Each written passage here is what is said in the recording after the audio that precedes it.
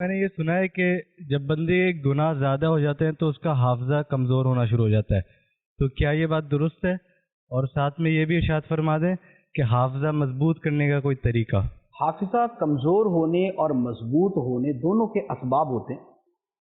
اس میں پہلے تو یہ ہوتا ہے کہ خود فطری طور پہ، پیدائشی طور پہ حافظہ کم زیادہ ہوتا ہے۔ ایک آدمی کو بات زیادہ یاد رہتی ہے، ایک آدمی کو کم یاد رہتی ہے، تو یہ پیدائشی اعتبار سے ہوتا ہے۔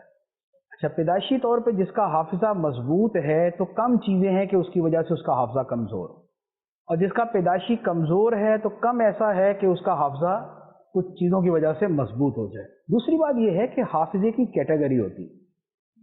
بعض لوگوں کو بعض چیزیں یاد رہتی ہیں، بعض بھول جاتی ہیں۔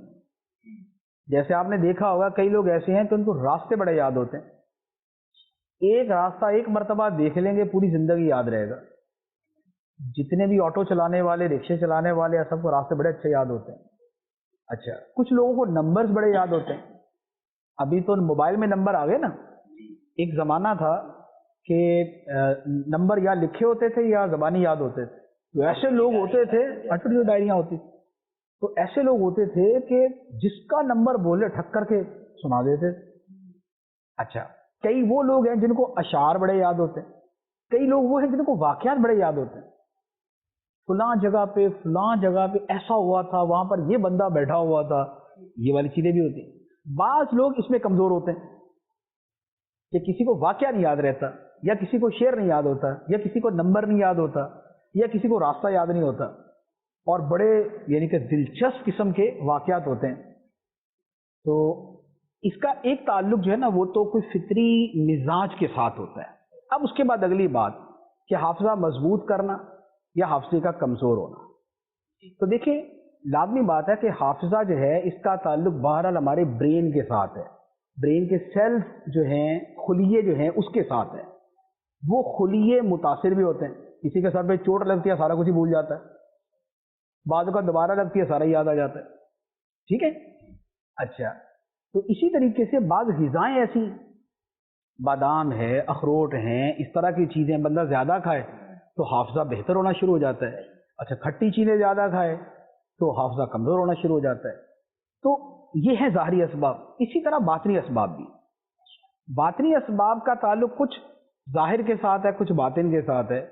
جیسے کیا ہوتا ہے، جو بندہ بہت زیادہ افراتفری کا شکار ہے نا اس کا حافظہ کمزور ہو جاتا ہے۔ جو بندہ نیند نہ پوری کرے اس کا حافظہ کمزور ہو جاتا ہے۔ جو بندہ نیند پوری کرے اور افراتفری نہ ہو، ہر چیز بڑے تحمل سے کرے تو اس کا حافظہ صحیح ہو جاتا ہے۔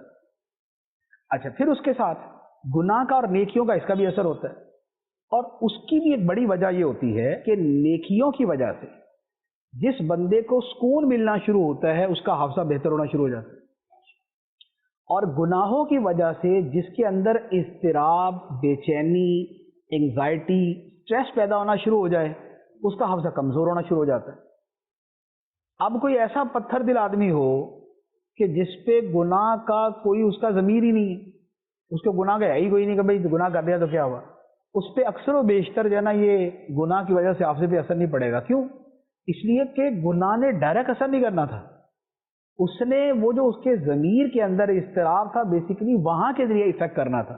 جب وہ نہیں ہے تو اثر بھی کوئی نہیں ہے۔ لیکن چونکہ عام طور پہ مسلمان کو گناہ پر افسوس ہوتا ہے، نیکی پر خوشی ہوتی ہے، تو نیکیوں کی کثرت حافظے کو اچھا کر دیتی ہے، گناہوں کی کثرت جب وہ حافظے کو ڈاؤن کر دیتی ہے۔ اس کے وظائف بھی ایسا ہوتے ہیں کچھ اپنا حافظہ مضبوط کرنے کے؟ حافظہ مضبوط کرنے کے وظائف بھی ہیں۔ اعلیٰ حضرت علیہ رحمہ نے بھی لکھے ہیں کہ وہ جیسے ایک تشتری جو ہے پلیٹ، اس کے اوپر ایک وظیفہ ہے وہ لکھ کے جو ہے نا وہ پیا جائے تو اس سے حافظہ مضبوط ہوتا ہے۔ اچھا، اسی طرح سورہ یوسف یہ اگر یاد کر لی جائے تو اس سے بھی حافظہ مضبوط ہوتا ہے۔ بلکہ علماء نے لکھا ہے کہ جس نے قرآن پاک حفظ کرنا ہو پہلے سورہ یوسف یاد کرے، اس سے باقی قرآن پاک یاد کرنا آسان ہو جائے گا۔ اچھا، اسی طرح درود پاک سے حافظہ مضبوط ہوتا ہے، اسی طرح مسواک کرنے سے حافظہ مضبوط ہوتا ہے، تو یہ والے۔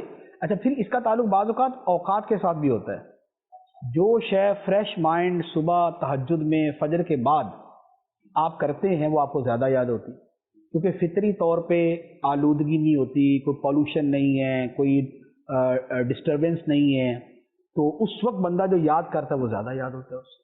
تو یوں اس طرح کے اور بھی اسباب ہوتے ہیں.